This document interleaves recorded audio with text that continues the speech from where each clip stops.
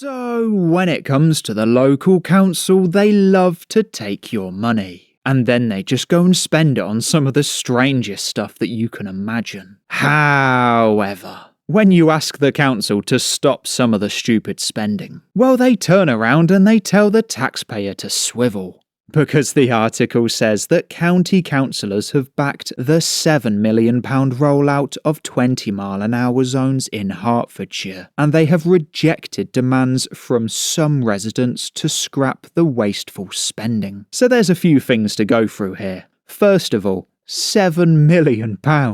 Honestly, I never know where they can come up with these figures, because you know what a road sign looks like. It's just a metal pole with the sign on it. And those metal poles, they're pretty much just going to come in like 1 or 2 sizes. And it's the same with the 20 sign as well. Like, it's not as if they're going to be putting up hundreds of thousands of them. So the only other explanation is that it's just going to be spent on stuff like council meetings and stuff like that. Like, they'll all get together and they'll just have like 15 people in a room. But when they're each getting like 80 grand a year, I'm sure the bills are just going to add up. And come to think of it, to be fair, that's if they actually stick to the 7 million. Because you know when it comes to the government and the council, they can pretty much double it and they can double the time as well. But secondly, it says some residents. Because it was a petition backed by a Reform candidate, and this petition had over 1,500 signatures, which is a pretty sizable portion of the public. But when it comes to the council, I don't actually think there's any amount of signatures that will change their plan.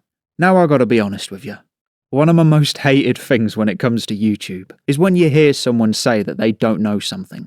Like, let's say it's someone's name or someone like that, and they're talking about something and they say, oh, I can't remember his name. Like, if you go through the effort of making a video, at least Google someone's name. But having said that, I will say this. I really don't know if any petition really works these days. Because I know how it works is they get a certain amount of signatures and then they discuss it in Parliament. But I just think that that's where it stops. Like, I just think they have the discussion and that's it. Like, if they're lucky, they have the discussion. But when it comes to petitions, that's basically it. Like, does that make sense? So what I'm going to do is I'm going to try and find some statistics when it comes to petitions and just see how many actually go through, because honestly, I can't think of any. I can't think of any major ones. Like, I'm sure there's some minor ones, but I think it's just a system just to, like, keep people entertained.